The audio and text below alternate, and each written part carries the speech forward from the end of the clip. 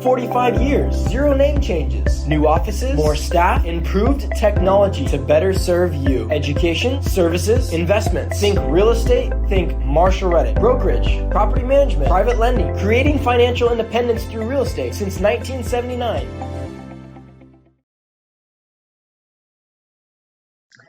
Okay, guys, let's go ahead and get started. We've got a pretty good group going, and I'm sure we'll get a few more joining us as we proceed. I'm sure a few people are just getting off work, but welcome. Thank you everyone who's on and ready for joining us. My name is Kristen Tabar. I am an advisor and a realtor here with Marshall Reddick Real Estate. And on tonight's presentation, we have a special guest from Sense Financial, and we are going to talk about how to use your 401k IRA to invest in real estate. So we're going to go ahead and get started.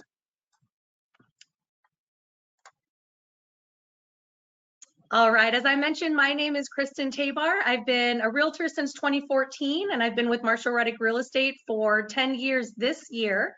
I started as an investor. My husband actually went to high school with one of our owners, Scott Pastel, and we got to chit-chatting and connecting at the 10-year high school reunion, and through the course of discovering what everyone was up to these days, turned out that Scott was had just purchased a company that was helping people to purchase investment real estate, and my husband and I had just purchased 2 pieces of investment real estate. So seemed like a match made in heaven. And when Marshall Reddick Real Estate was looking to hire on a new advisor, I was knocking on the door with my resume. So I've been here with the company ever since. A few key pieces of information about me on the screen. I won't read that. I'll let you guys read for yourself. But my husband and I do work together also to build multi-unit real estate across the nation. And I help my clients, of course, to purchase and sell rental and primary real estate across our Marshall Reddick markets. I've invested in the mortgage fund. I've invested in private loans. And I've actively been a part of all of the services that Marshall Reddick offers. So I love to be able to tell my clients that I practice what I preach, and always here to answer questions. If anyone has, any questions or would like any further insight into my past and my real estate experience, I always love to share. The photo that you're looking at is of my family, my husband, Jason, my son, JT, and my daughter, Cassie. And that is 80s night from the cruise we went on over Christmas. So love, again, being able to have that kind of flexible schedule with real estate. And for those of you who have been investing or are looking forward to that, some of you might have that same goal, to have a little bit more flexibility and have your real estate portfolio provide that for you. So we're gonna, again, talk a little bit more about how you can do that with an IRA and a 401k today. For those of you joining our presentation for the first time, Marshall Reddick is truly a one-stop shop. We are a full-service brokerage. We provide services for our buyers and sellers in real estate. Again, that's primary owners and investors. We are a property manager for those folks that work with us to purchase investment real estate. We are a private money lender, which we'll talk about a little bit more during the presentation tonight. And we also offer an investment fund. So there's many ways that our investors can invest in real estate through Marshall Reddick without actually owning an asset. So it's very cool. We offer a lot of services. And in addition to our in-house services, we also work with third-party vendors such as Sense Financial, conventional lenders, insurance providers, et cetera, and truly everybody that our clients need to take their transaction from start to finish and then for the life of your investment. So tonight, as I mentioned, we're going to cover solo 401ks and self-directed IRAs. We're going to talk about the different taxes, tax implications, how to set up these types of accounts, how to invest in these types of accounts, or with these types of accounts rather. And we are going to have our expert Brett Sinicki join us tonight, again from Sense Financial. We encourage you guys to ask questions. You've got a question panel that you can type in as we go along. We're going to have some time at the end for Q&A, so we'll get those questions answered. for those of you who have them. And if you think of something later, or there's something that you were hoping to learn that we didn't touch on tonight, we will also provide our contact information a little later on, so you can reach out to us. In addition, if you feel there's something you missed or you didn't jot it down quickly enough, this presentation is being recorded, and that recording will be sent out to everyone tomorrow. So you'll have a chance to catch up on anything that you may have missed. Marshall Reddick is nationwide. The locations that you see on your screen now are actual Marshall Reddick offices. For those of you who are new to Marshall Reddick, our footprint used to be much smaller. We work with third-party vendors across the nation. So what's very cool about the model now is that from California all the way to Florida, we have in-house agents, property management, and we truly get to work with our own clients from start to finish, and again, for the life of your investment. So our footprint is really taking off nationally. We're excited about that. Those markets that we've selected check off all of these boxes. We want to make sure that we're constantly evaluating the markets that we choose to invest in, the markets that we're selecting to show to our clients, and we want to make sure that we are giving everyone the best opportunity to succeed in all of these categories in each of our markets where we provide services. Photos of all of our offices. We take one every year. Our teams seem to grow pretty significantly year over year, so we like to get these updated. Some of you might recognize some of the folks on the screen. This is accounting. These are real estate agents. This is everyone who works on the front line, if you will, and behind the scenes to help all of our clients with all of their real estate goals. So with that quick introduction about Marshall Reddick, I am going to introduce Brett Sinicki. He's going to be our presenter tonight on the topic with self-directed IRAs and 401ks.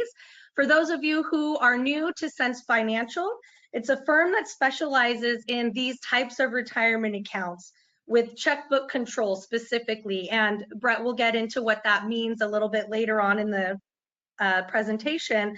But the Solo 401k and the checkbook IRA are viable solutions that allow investment into virtually any asset. So this is why we've partnered with Sense Financial, because using these accounts and with the advice and guidance from people like Brett and myself, you can use them to invest in real estate, you can use them to invest in loans, and so on and so forth. So we're going to talk about checkbook control, we're going to talk about having a custodian on your account, and Brett is here to explain how to accomplish all of these. So without further ado, I'm going to turn it over to Mr. Brett Sinicki. All right, thank you so much. Really appreciate the kind intro to our company. And my journey actually goes way back with Marshall Reddick to before 2005, believe it or not, because we were going to different meetups and such that the organization was putting on, and I started to buy residential real estate, actually rental properties in different markets in the country through the Marshall Reddick network, starting in the mid 2000s. And so my journey goes way back with that, and fast forward, 20-ish years later, and here we are doing this kind of thing. So it's super cool how everything kind of works out. But let me see. Okay, so yes, I am a consultant here at Sense Financial, and we do specialize in Solo 401k and self-directed IRA. Specifically, our mission is helping clients obtain control of and protect their retirement accounts. Proverbs 21:5 says, good planning and hard work lead to prosperity. And you work hard for your money, and we want to come alongside you and work hard for you as well in the capacity that we can, which I will share with you. First off, why should you listen to us? Well, maybe you shouldn't, but I'm going to tell you why you should. We've been in business since 2010. We have helped clients all over the place. We have about 3,500 clients now. We've set up over 4,000 different self-directed retirement accounts for them. And we have 5-star reviews on all the major sites, Yelp, Better Business Bureau, Google, Bigger Pockets. So definitely encourage you to check that out before you do business with any company. Check the reviews, and you'll see, I think that ours are pretty favorable. But before we get into this, just a quick disclaimer, this is informational. So if you do need tax advice or any sort of specialized advice, please seek out the proper professional before making any kind of investment.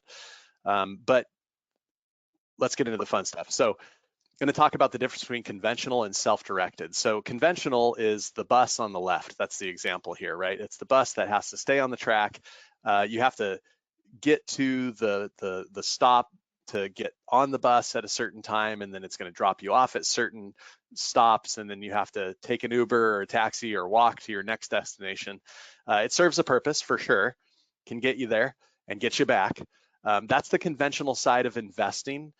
Think stocks, bonds, mutual funds, ETFs, pretty much what we all know with our 401k or just our IRA at Vanguard or Fidelity. And then on the other side, you have the self-directed side. And this off-road vehicle can go where that bus can go, but it can also go where the bus can't go. Off-road, it can go into some water, it can go through water rather, it can go over, some rocks, or it has a higher clearance and it has those big tires that can take it onto dirt roads. That's the self-directed side. It very much is like the Wild Wild West, which makes it a lot of fun. And I'll tell you why. Part of it is because the IRS literally lets you invest in almost anything. And some of the common examples are real estate. Of course, most clients are looking to do real estate in their retirement account when they're looking at self-directing, but it doesn't have to be one type of real estate. It could be residential, commercial. You can invest in syndication opportunities like multifamily or public storage or whatever. You could be a private lender. Your IRA 401k can actually hold cryptocurrency, not just an ETF like you can get at Vanguard or Fidelity, but actual crypto, precious metals, the actual precious metals, not just the ETF. You can be a private lender. In fact, there's really two ways to private lend. I mean, there's more than two ways, but the two common ways are you can originate your own loans. You find the investor and you put together the paperwork, and you'll probably make a couple points in 14, 16%, depending on the market. And that's good. It's a little more work and it's okay to do that, but you can also do it in a little more of a passive way by investing in an existing mortgage fund like what Marshall Reddick offers. And yeah, your return's going to be a little bit lower than the example I got, but you don't have to do any of the work. And it's kind of like a set it and forget it. So it's certainly something you should explore. What I always like to tell people when they're talking to us about this as an option for them, oftentimes they say, I don't really know what to invest in. And that comes up with the 401k more than the IRA, and I'll explain why a few slides from now. And my first answer is, well, what do you know? What are you comfortable with? Because some people are comfortable with the stock market. That's great. That's not what self-directing is all about, although it is an option with the self-directing as well as all these alternative assets. But when people ask that, I say, what are you comfortable with? Do you own real estate? Have you done private lending? Do you know how crypto works, or think you do? Because I feel like it's speculation, but that's a whole nother conversation. Do you know how, are you into precious metals? Have you invested in tax deeds or bought, on the courthouse steps and flipped houses? Like, what experience do you have? And a lot of times they say, I don't have any experience with any of that. And I say, okay, great. You got to do some research. Consider an existing fund. Consider, just educate yourself. Don't dump your life savings into something that you have no experience in. Anyway, I digress. Okay, so a real life example of Brad and Jennifer out of Phoenix, Arizona. They are real estate agents, by the way.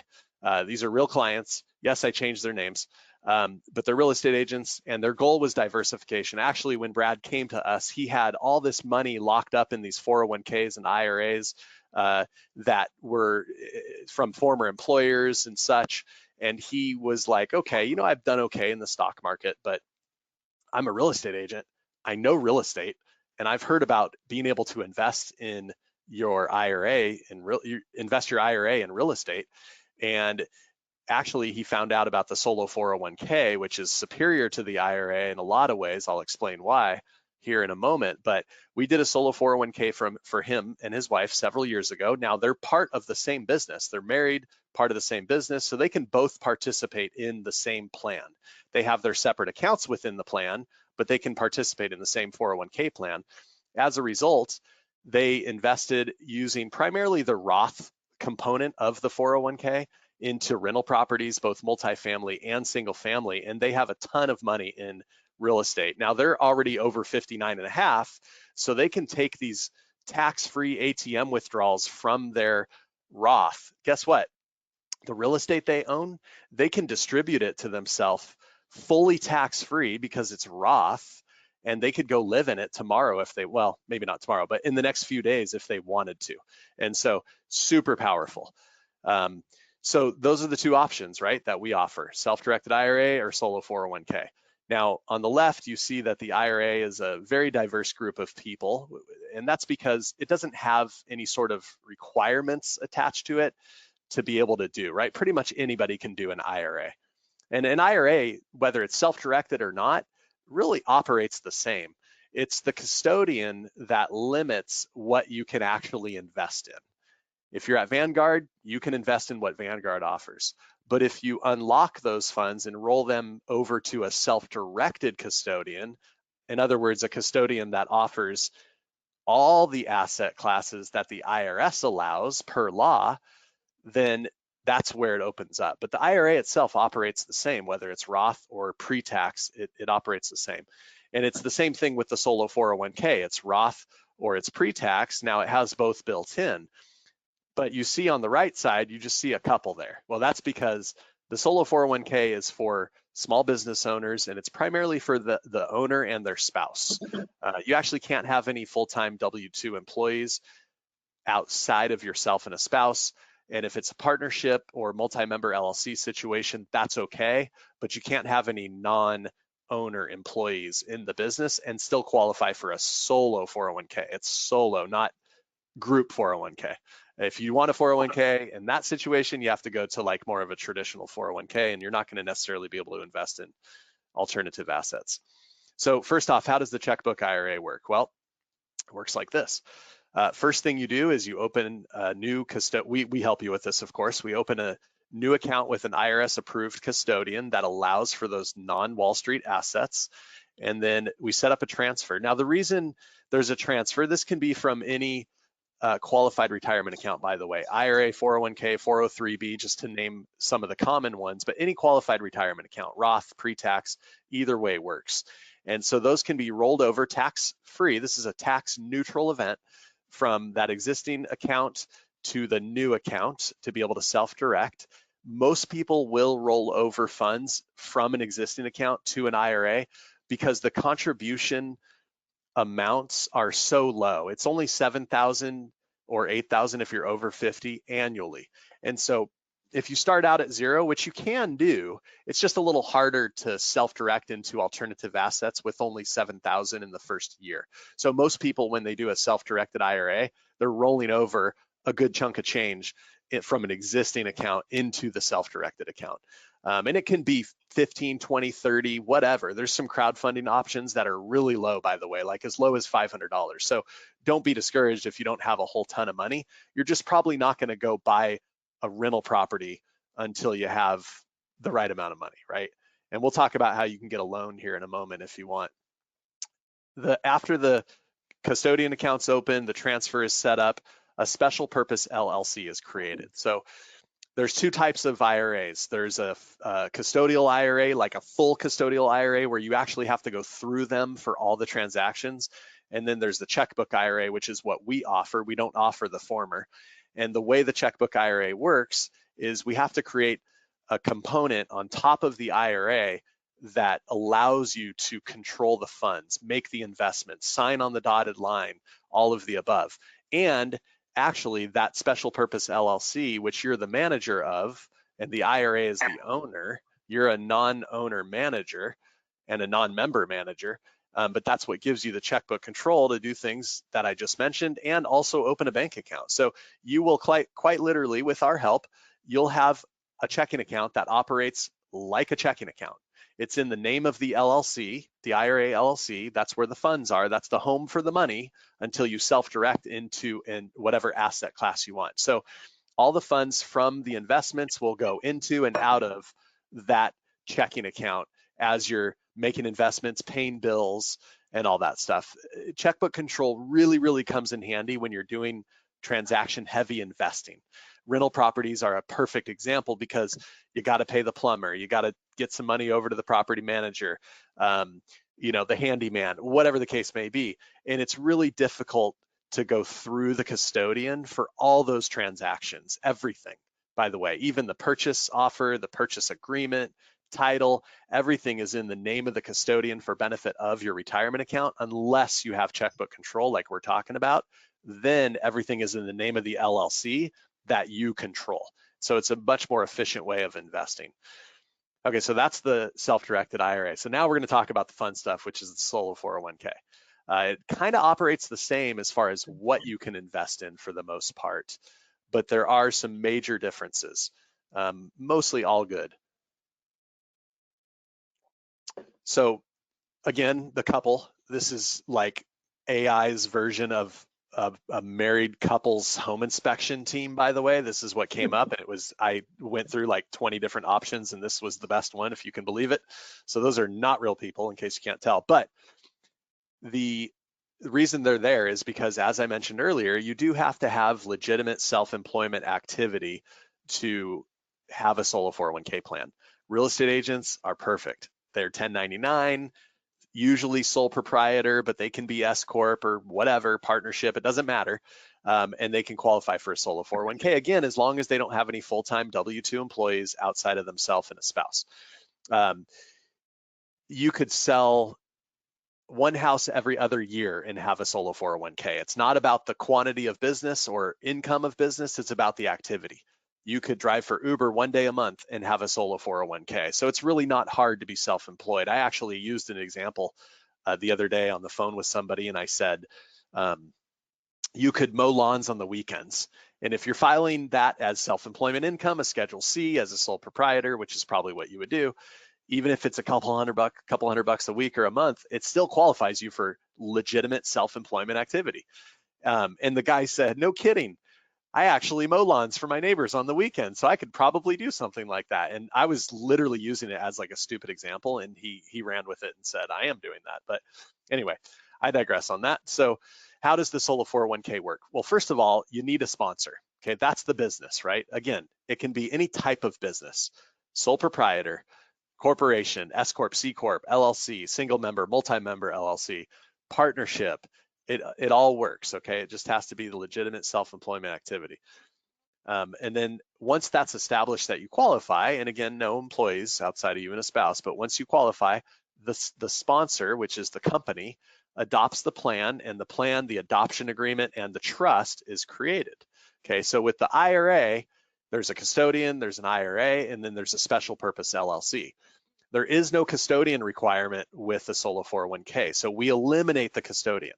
Okay, now you can have a solo 401k with a custodian, like Fidelity as an example, and there's nothing wrong with that, other than you're stuck in Wall Street with what they offer, and that's it. So if you want to self-direct in your solo 401k, you have to come to somebody like us.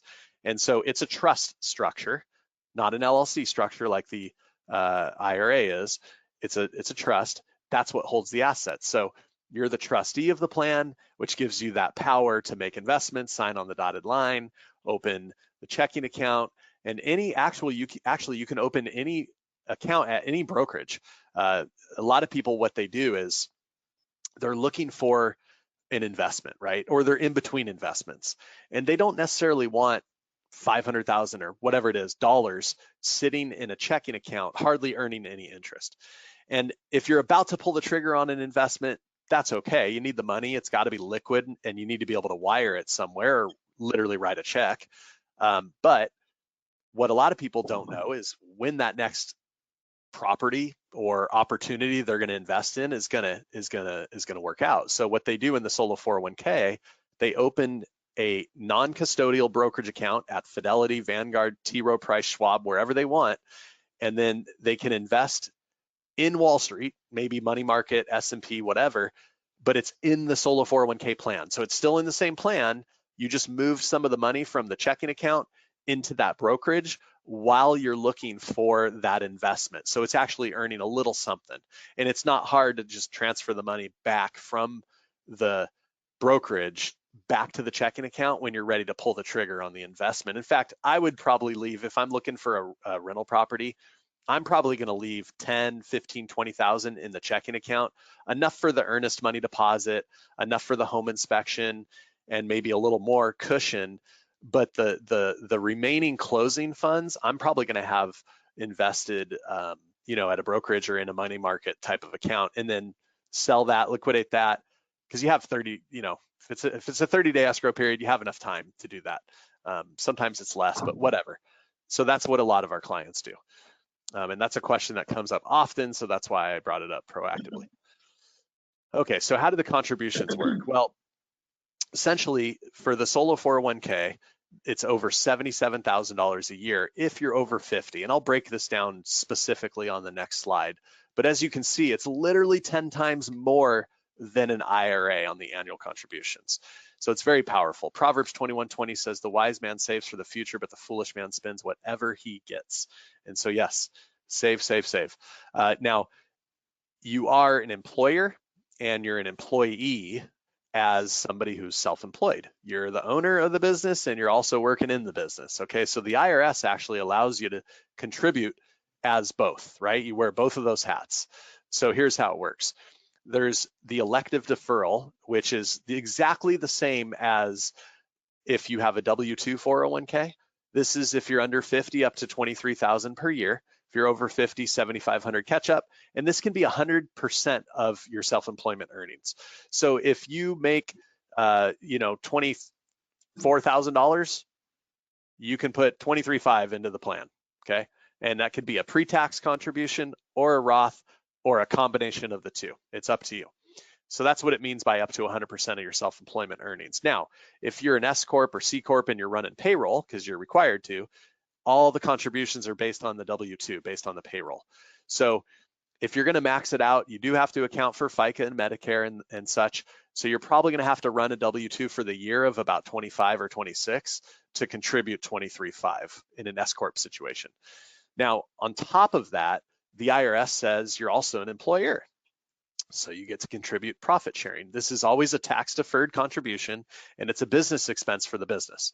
So it's up to 25% if you're S Corp, C Corp, or of the W-2 for the year, or it's 20% of the profit if you're sole prop or single member LLC. So simple math, if your profit's 100,000, you're going to be able to put in 23.5 plus $20,000. If your W-2 is 100,000, you're going to be able to put in 23.5 plus another $25,000 on top of that. And that's how the math works. So you can see on the bottom there how that kind of breaks down if you're under age 50 and then 50 plus and 64 plus. That is because the IRS has this super catch up that just started this year, where if you're between the year, it's actually the year you turn 60 to 63. Excuse me, it doesn't work like that. You have to be 60 at the beginning of the year, 61, 62, or 63. If you turn 64 in that year, you can't take advantage of the super catch up, but in the years you're those ages, you can do an additional super catch up that gets you to $81,250. So pretty cool if you're, don't ask me why, if you're 60 to 63, somebody came up with that. I don't know who. And then 2024, and by the way, the 2024 is on there because it's not too late if you haven't filed to actually contribute for 2024, believe it or not. Just like an IRA, you can go back. We predate the plan to the beginning of 2024 for a Solo 401k, and that allows you, again, if you haven't filed, to actually make some contributions for that tax year. Oh, we talked about checkbook control quite a bit, but I will say this to reiterate it. Think about a regular checking account, okay? You have online bill pay. You can order checks if you want. You have a debit card. You have wire transfer ACH capability. This operates exactly the same way. people get tripped up on this. They're like, wait, I don't get it. And it's because their mindset is on like, I have this custodian that manages these funds, or a financial planner, or it's at Fidelity and I can pull the trigger on what I want to buy and sell, but it's on their platform and I don't have a checking account. Like, I don't understand, but it literally, that's how it works. So how does leverage work? First off, let's say you have $200,000 in your IRA or 401k. By the way, when I say IRA, I'm talking about both of these plans. So you have $200,000 in your IRA and you want to buy a $400,000 property. You can do that, okay? Now, I don't recommend using all your money for the down payment and closing costs because you need some cushion, but just for simple math, 200 and the property price is 400. So you're going to put 50% down. So you need a loan. It's okay. IRS says, hey, go get a loan, no problem. You can't provide a personal guarantee. It's got to be non-recourse, kind of like a DSCR loan where the property is the only qualifying for the loan, right? The performance of the property, the pro forma, the income minus the expenses. It needs to cash flow, 100, 200 bucks a month. It doesn't have to be a lot, and you need some reserves. Most of these lenders will want to see 3 to 6 months of reserves left over. So bear that in mind. It's going to be between 30 and 50% down minimum. And in the solo 401k, there is no tax on the leveraged portion of the income, but in an IRA, there actually is a tax called UDFI, stands for unrelated debt finance income. And this is only affected on the income minus expenses and depreciation that is because of the loan. So if it's 50% down, 50% of the income minus the expenses and depreciation is going to be subject to this tax. I'm not going to rabbit hole on it unless people have questions, but you can see a list of non-recourse lenders at that URL, sensefinancial.com/non-recourse lenders. And Marshall Reddick Real Estate is one of the lenders on that list. And so you should check them out if you're thinking of doing this. You should get a loan from them. They do a great job with it. Really quick, Brett, you mentioned 3 to 6 months of reserve funds. Can those reserve funds be in a personal account, or do they need to also be in the IRA or the solo 401k that you're using to purchase the property? Great question. So you cannot provide a personal guarantee for the IRA. So all the funds must be in the IRA itself. And unlike a DSCR, where actually technically with the DSCR loan, you're still personally guaranteeing the loan. Like, they are going to ding your credit and come after you if you default. They're also going to foreclose on the property. With this type of loan, they are only going to foreclose on the property. So that's the primary difference between those types of loans. But yes, the IRA has to be the sole owner and the sole provider of all the funds, et cetera.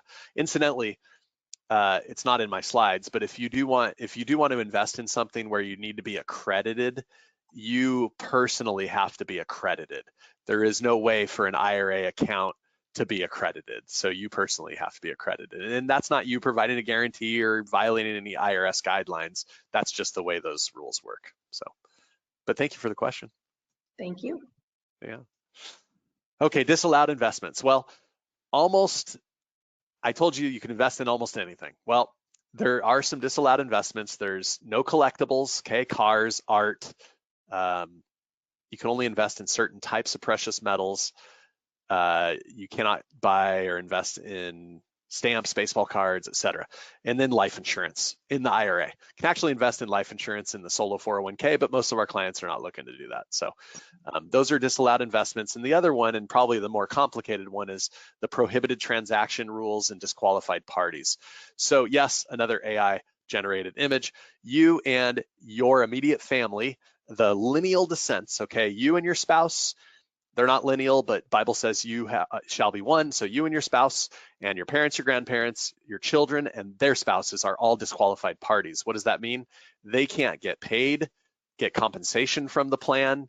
They can't have personal use of anything the plan owns, like a rental property or anything like that. And you can't provide services. So let's define services. the easy way to say it is white collar is okay, blue collar is not okay. That's the easy way to say it. So you can hire the person that's swinging the hammer, but you cannot swing the hammer yourself. And the other thing is, actually, you can represent yourself. If you're a licensed agent, you can represent the IRA, not yourself, the IRA in the purchase, but you can't get any compensation. So you would have to either negotiate a lower price or a closing cost credit, because now the IRA is benefiting and not you. And this is also pre-acquisition.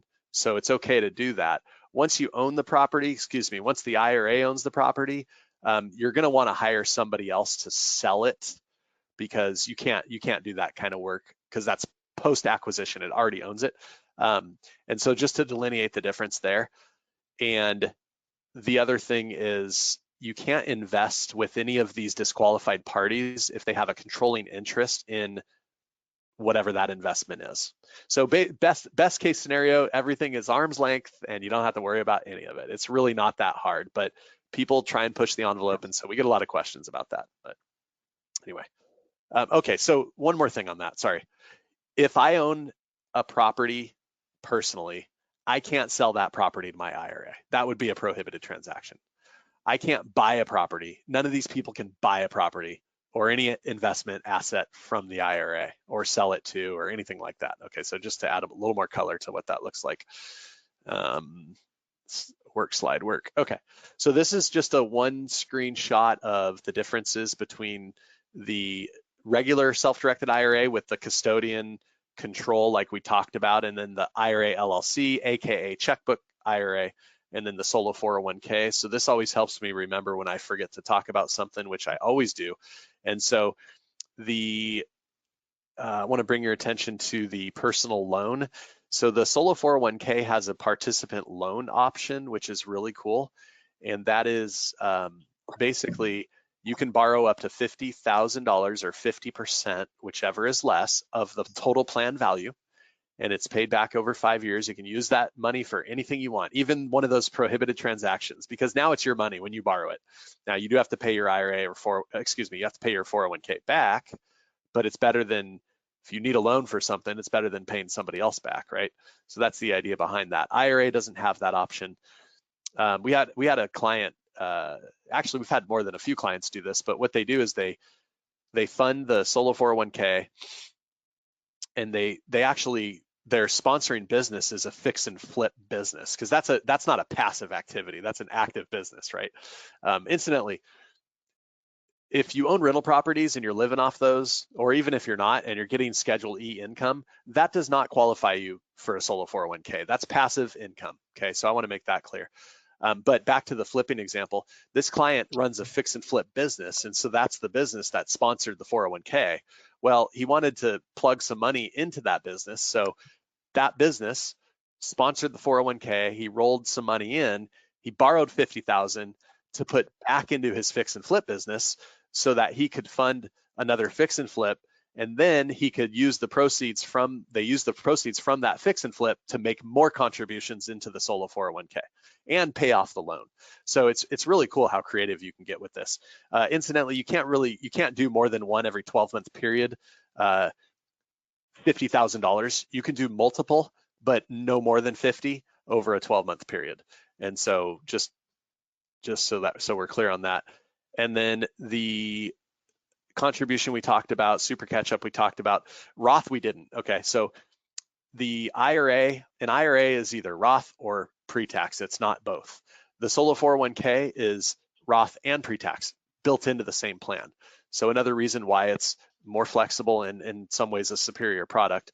Now, why would people not just do a solo 401k? Well, simply they're just not self-employed and they don't want to deal with being self-employed, even if it is really not that difficult. They don't want to do more taxes and tax returns and all this. So they would just rather self-direct in an IRA, and there's nothing wrong with that. The other reason is they have a Roth IRA that they want to self-direct. A Roth IRA is the only type of retirement plan that currently cannot go, write your congressman, don't know why, but cannot go into a 401k. Any other type of plan can. A Roth 401k, a traditional 401k, a traditional IRA, 403b, TSP, all of those can move into a 401k, but not the Roth IRA. So those are the two reasons people would use an IRA over the solo 401k. Incidentally, you can self-direct an inherited IRA as well. It's just going to stay an IRA. It's not going to, it can't go into a 401k. It's an inherited IRA the whole time it's alive. And that's it on that. You can download our free ebook, sensefinancial.com/IRA makeover if you want to read through that. It's actually pretty good if you want to check that out. And then if you ever want to grab a spot on my calendar, you're more than welcome to, sensefinancial.com/free consultation. Happy to talk to you and just find out your situation and kind of guide you in the right direction. It's not going to be a hard sales pitch. It's, if we do business together, great. If not, that's cool too. And then our contact info. And then, yeah, that's all I got. Thank you.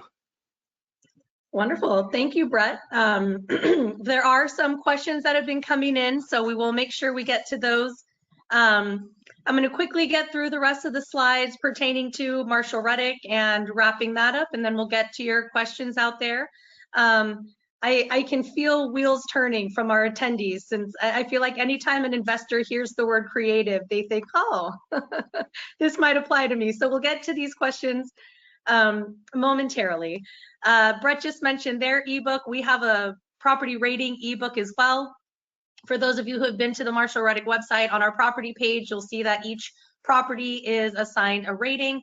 This ebook will explain how we arrive at those, what the methodology is behind the rating system, and also provides data about where we get these ratings from, where the numbers come from.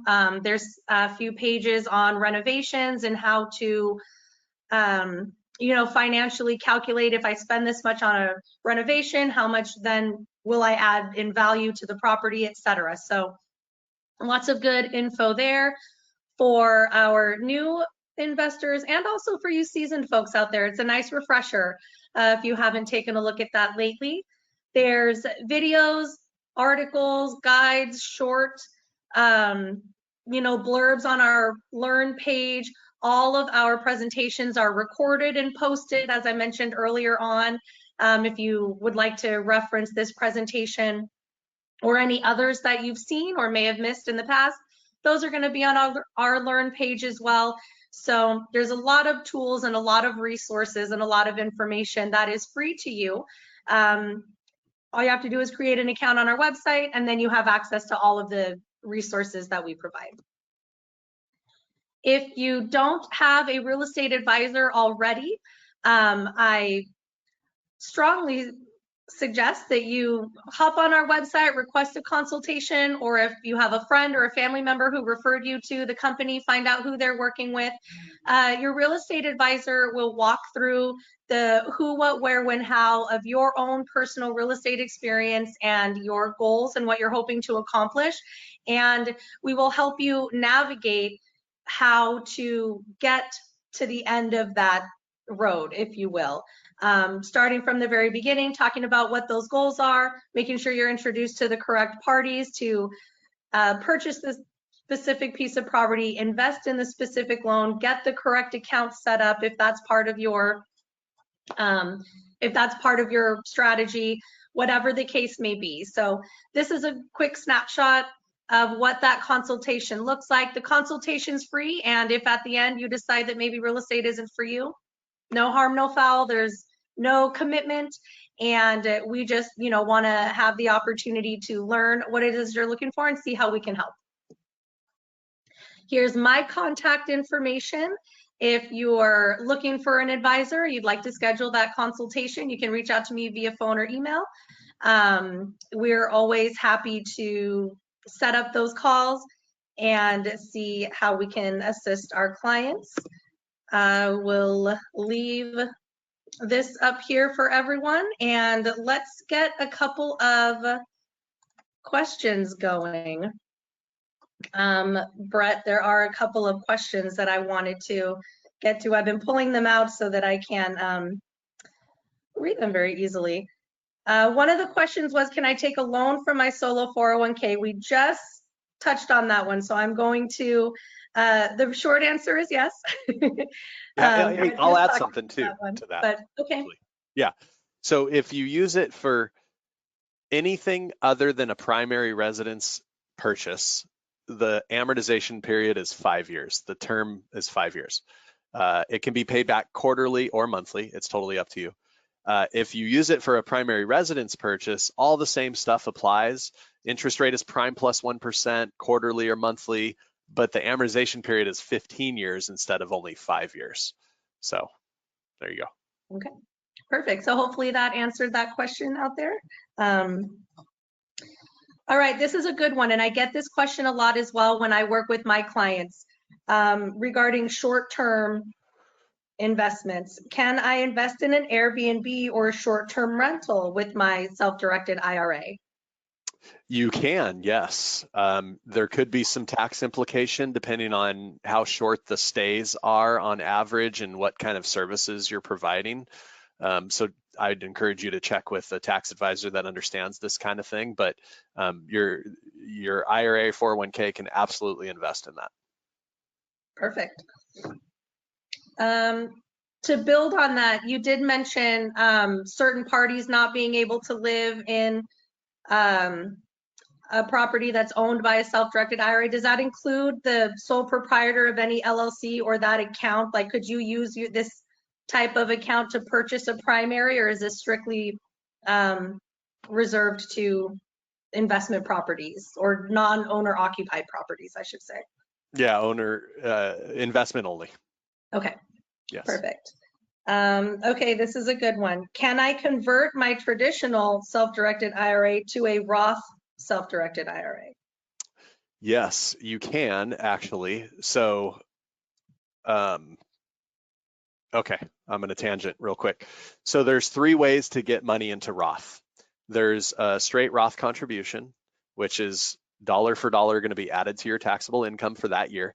There's a Roth conversion of cash or stocks, which whatever the value is and whatever the cash conversion is going to be added to your taxable income for the year.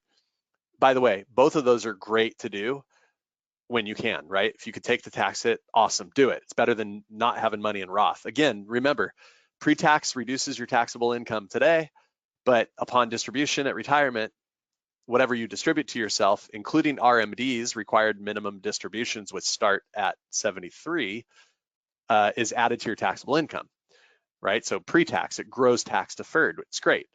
Most people have more money there because they don't want to pay taxes today. Roth, you pay taxes today, but then you don't pay taxes on the distributions when you retire, which is fantastic, as I gave some examples earlier in the presentation. The third way to get money in Roth is to convert an asset.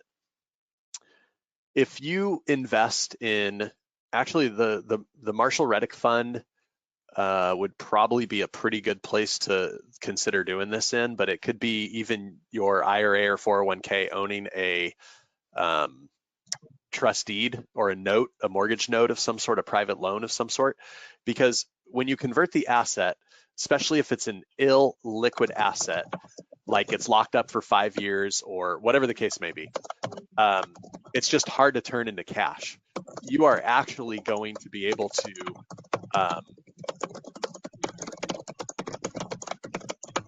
that's pretty loud, by the way. You typing. Sorry. That's okay. I'll mute myself while I'm replying to other questions. No, you're good. You're good. You're good. So you can actually you have to get a valuation, and so when you value something that's illiquid, as I was talking about, it's always going to come in at a discount. So real life example, $50,000 trust deed gets valued. This is a client of ours, values the trust deed for a Roth conversion, and the value comes in at $21,000. So it was like perfect. This client said, okay, well, I'm going to convert this $50,000 asset to Roth, but only have a taxable amount added to my income for the year of $21,000. So I can kind of hack my way to more Roth money for way less taxes if I first make a pre-tax contribution, invest pre-tax money into an alternative asset that you can get valued for less than the principal investment, like I just mentioned, and then get it valued and do the Roth conversion. That's like the perfect scenario. Again, put more money in Roth however you can, but I think if you're gonna like do it, and you're young, by the way, if you're on this call and you're like in your early 20s or something, like, man, God bless you. Just rock and roll this concept until you retire. Because again, Roth is taxes today, no taxes upon retirement. So tax-free ATM withdrawals at 59.5 and beyond is awesome. And the asset too, right? Like if it's, like I said, if you have a house in the Roth, you can distribute the house to yourself. And now you own a house that you didn't, without having to pay any taxes on that asset being added. So you could then turn around and sell it or whatever. You could live in it. It doesn't matter. So, all right, I'm done. That's Roth. Wonderful. Oh, by the way, Thank you. one more thing. So sorry. It is sure. easier. It is easier to do this in the solo 401k because it has pre-tax and Roth built into it in the same plan. If it's the IRA and you convert and you want to hold that alternative asset, you have to have two self-directed IRAs. One is going to be pre-tax and one is going to be Roth. You could get creative and like close a pre-tax IRA and then open a self-directed if you're going to like liquidate the whole thing. But most people want to keep something in the pre-tax as well.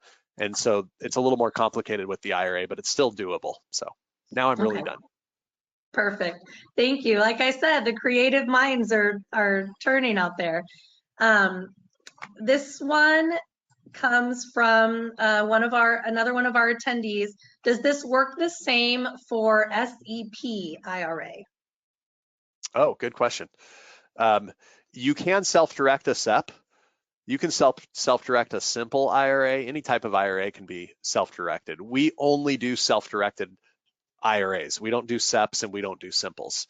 There are competitors of ours that do.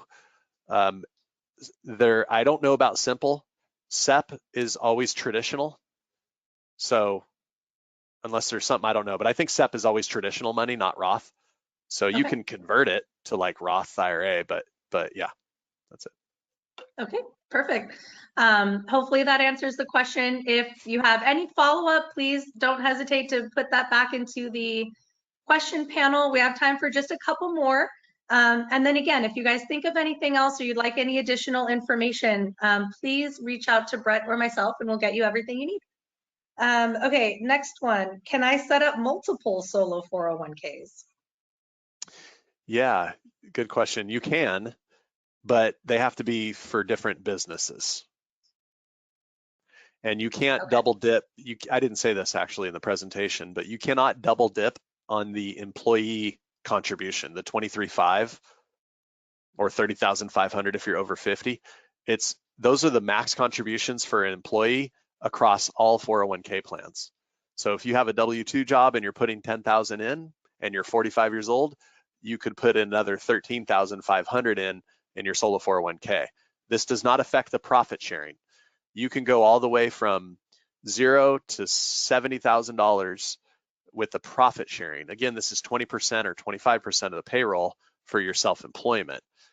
So if you had multiple solo 401ks, one for this business and one for this business, even if you have a W-2 job where you're maxing out the employee contribution, you can still max out both profit sharing. If both your businesses are making enough money, you could theoretically put in $140,000 in profit sharing in both of those businesses. And by the way, I didn't say this either. Thank you for these questions. All the benefits that we've talked about double when there's spouses participating. So the contributions, the participant loan option, everything doubles. So it's pretty cool. That is pretty cool. Thanks, Brett. So for all of you out there who are, your wheels are turning, you and your spouse could go mow some lawns, right? Lots of lawns. Lots of lawns. All right, we have time for one more. This is a good one, and I'm pretty well versed. I feel like I know enough on this topic to be dangerous, but this is a good one that I'm interested as well. Can I own a business in my self-directed IRA? You can. Yes, it's not a prohibited transaction or anything like that. The problem is that it's IRAs and 401ks are designed to be used for passive investing, not active investing, not an active business. Just like depending on how you operate the Airbnb, the income from an active business is going to be subject to UBIT tax, unrelated business income tax. And that scales up to 37%. Now, I've heard of somebody buying a Chipotle in their IRA, and you could do that. What they did is they set up a C corporation on top of their IRA LLC, or even just I think it was a self-directed IRA. It wasn't one of our clients. It was a story I heard. So it was a self-directed IRA, and then somehow, if it was an IRA LLC, whatever, they did a C corp on top of that, which acted as what's called a blocker corporation. And so it reduces. So now the business is in the C corp, and it reduces the tax rate to the corporate tax rate instead of 37% down to about 21%. So that's a way to reduce that. It's a little more complicated and somewhat out of our purview. You'd want to consult an attorney or CPA before you did something like that. But that's kind of an extreme example. A more common one is flipping real estate. Flipping real estate over and over again is going to trigger the same type of tax. You can get away with like 3-ish, maybe 4.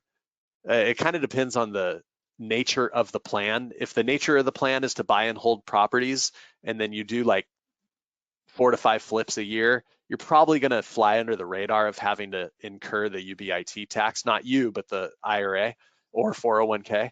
But if you're flipping like 10 properties a year, that's a business. That's not passive investing. Okay. So that's a more common example, but any type of active business is going to trigger that. So. Okay, so you can, but again, you have to be a little bit more creative about how that's done. Okay, perfect. And like Brett mentioned, and like I like to advise my clients as well, before you set up any account or make any investment, you definitely want to speak with your CPA about what any of those implications might look like.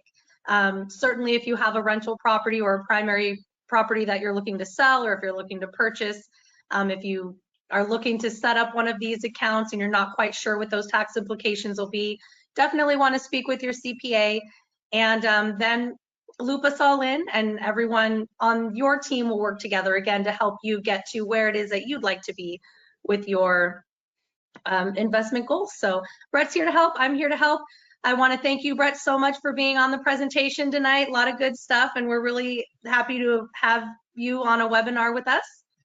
And I want to thank everyone for joining us tonight. I hope you learned a lot. And again, please reach out if there's anything that you would like additional information on, or to set up a consultation. Thank you, Kristen. Thank you, everybody. Appreciate it. Thanks, everyone. Good night. Good night.